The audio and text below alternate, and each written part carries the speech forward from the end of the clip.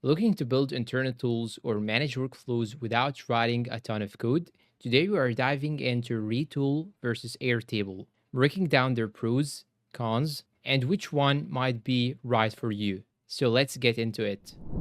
What they are. First, a quick overview. Retool is a low code platform built for developers to create powerful internal apps fast. Think dashboards, admin panels, and data tools. Airtable, on the other hand, is like a modern spreadsheet database hybrid for non developers, perfect for organizing content, tracking projects, and automating workflows. Pros of Retool. Let's start with the pros of Retool. Built for developers, drag and drop user interface with full JavaScript support, connects easily to SQL databases, APIs, and third party tools, enterprise ready features like rule based access, version control, and audit logs, extremely customizable for complex back office apps. Cons of Retool. There are some downsides. Number one, we have a steep learning curve if you are not technical.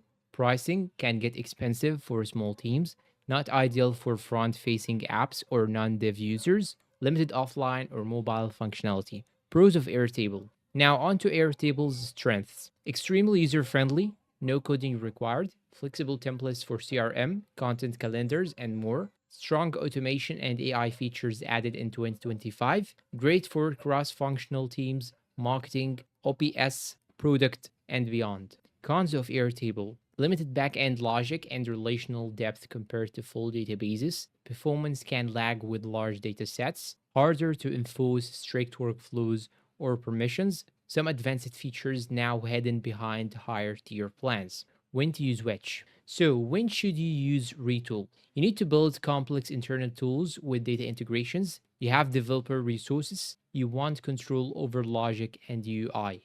And now, when to go with Airtable? Go to Airtable if you want a fast no code tool for organizing and collaborating, if your team includes non technical users, and if you need automations but not deep technical customization. In the end, I can say that Retool is powerful, scalable, and dev friendly, but it is not for beginners. Airtable is intuitive, flexible, and team ready, but may hit limits as you grow. Which one are you learning toward in 2025?